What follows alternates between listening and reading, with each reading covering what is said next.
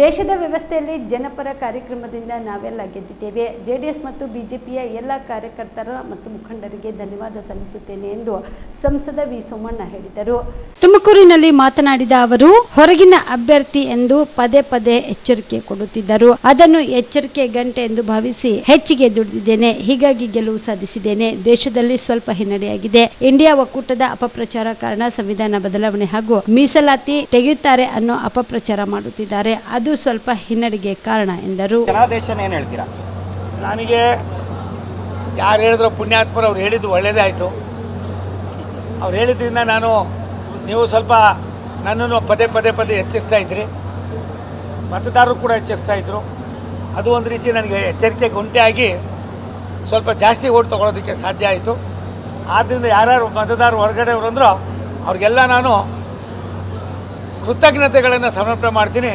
ಭಗವಂತ ಅವ್ರ ಮುದ್ದೆ ಹಂಗೆ ಹೇಳ್ಕೊಂಡು ಹೋಗ್ತಾ ಇರಲಿ.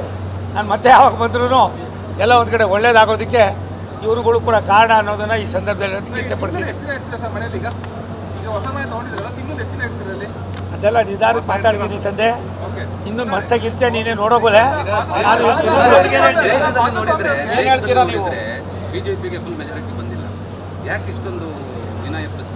ನೋಡಪ್ಪ,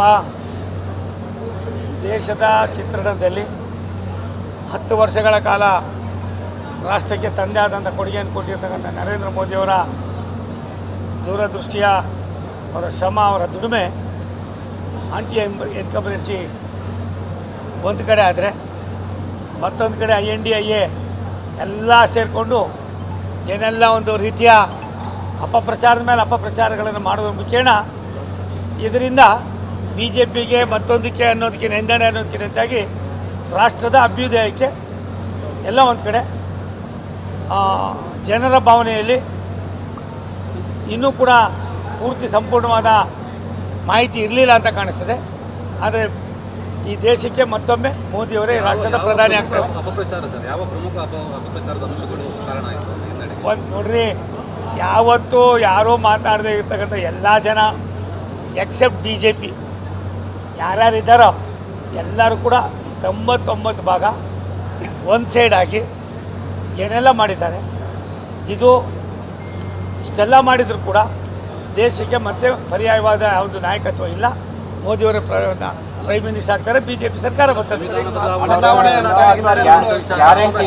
ಸುಳ್ಳು 16 ಬಾರಿ ಹೇಳಿದ್ರೆ ಸುಳ್ಳು ಕೂಡ ನಿಜ ಆಯ್ತದೆ ಅನ್ನೋದಕ್ಕೆ ವಿರೋಧ ಪಕ್ಷದವರು ಮಾಡಿದಂಥ ಈ ಅಪಪ್ರಚಾರ, ಅದು ಒಂದು ಸಂವಿಧಾನದ ಜೊತೆಯಲ್ಲಿ, ಗ್ಯಾರಂಟಿಗಳ ಜೊತೆಯಲ್ಲಿ ಏನೇನು ಆಗೋದಿಲ್ಲ ಈ ಪ್ರಪಂಚದಲ್ಲಿ ಅಂತ ಎಲ್ಲವನ್ನೂ ಕೂಡ ಕೊಟ್ಟು ಎಲ್ಲ ಒಂದು ಕಡೆ ಕರ್ನಾಟಕದಲ್ಲಿ ಹೆಂಗೆ ಹೊಡೆಸ್ಕೊಳ್ಳೋಕ್ಕಾದ್ರೂ ಅದು ಜನ ಕರ್ನಾಟಕದ ಜನ ಅನ್ನೋದಕ್ಕಿಂತ ದೇಶದ ಜನ ಒಂದು ಭಾಗ ಸ್ವಲ್ಪ ಅವ್ರಿಗೆ ಮನಸ್ಸು ಮಾಡಿರ್ಬೋದು. ಮತ್ತು ಮೆಜಾರಿಟಿ ದೇಶಕ್ಕೆ BJPಯ ಸರ್ಕಾರದ ಕಾರ್ಯವೈಖರಿ, ನರೇಂದ್ರ ಮೋದಿಯವರ ಜನಪರ ಕಾರ್ಯಕ್ರಮಗಳು ಅವಶ್ಯಕತೆ ಇದೆ ಅನ್ನೋದನ್ನು ತೋರಿಸಿದ್ದಾರೆ. Thank you. ನೋಡಪ್ಪ, ಒಂದು ನಿಮಿಷ ತಾಳು, ನನಗೆ ಪುನರ್ಜನ್ಮ ಗೊತ್ತೇ ಇಲ್ಲ. ನಾನೊಬ್ಬ ರಾಜಕಾರಣಿ, ಸ್ವಲ್ಪ ತಾಳಪ್ಪ ಇಲ್ಲಿ. ನಾನು ನಮ್ಮ ನಾಯಕರು ನನ್ನ ಕೆಲಸ ನೋಡಿ ನನಗೆ ಪುನರ್ಜನ್ಮ ಪಡ್ಕೋಬೇಕು ಅಂತ ನನಗೇನು ಹುಚ್ಚಿರಲಿಲ್ಲ. ನನ್ನ ಕೆಲಸ ನೋಡಿ ತುಮಕೂರಿನ ಜನ, ತುಮಕೂರು ಲೋಕಸಭಾ ಕ್ಷೇತ್ರದ ಜನ, ಶ್ರಮಜೀವಿಗಳ ಜೊತೆಯಲ್ಲಿ ಕೆಲಸ ಮಾಡೋರನ್ನ, ಸಾಮಾನ್ಯ ಜನರ ಜೊತೆಯಲ್ಲಿ ಒಡನಾಟ ಬಯಸ್ತಾರೆ ಅನ್ನೋದು ನಾವು ಮನಸ್ಸಲ್ಲಿ ಇಟ್ಕೊಂಡು, ತುಮಕೂರಿಗೂ ನನಗೂ ಇದ್ದಂಥ 40 ವರ್ಷದ ಅವಿನಾಭಾವ ಸಂಬಂಧ ಮನಸ್ಸಲ್ಲಿ ಇಟ್ಕೊಂಡು ನಾನು ಕಳಿಸಿದ್ರು. ನೀವು ಕೂಡ ಕಣ್ಣಿನ ಸಮಸ್ಯೆ ಎದುರಿಸುತ್ತಿದ್ದೀರಾ? ಎಲ್ಲಿ ಚಿಕಿತ್ಸೆ ಪಡೆಯಬೇಕು ಅಂತ ಯೋಚನೆ ಮಾಡ್ತಾ ಇದ್ದೀರಾ? ಮತ್ಯಾಕೆ ತಡ?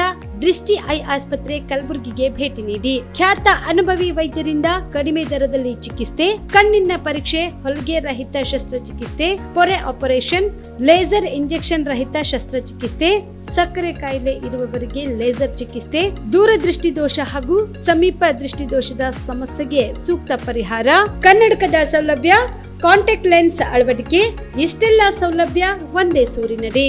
ಹೆಚ್ಚಿನ ಮಾಹಿತಿಗಾಗಿ ಸಂಪರ್ಕಿಸಿ Gachchinmani tower, Big Bazaar ಮುಂದುಗಡೆ, Jagat circle, Kalaburagi. Phone number 7899328915.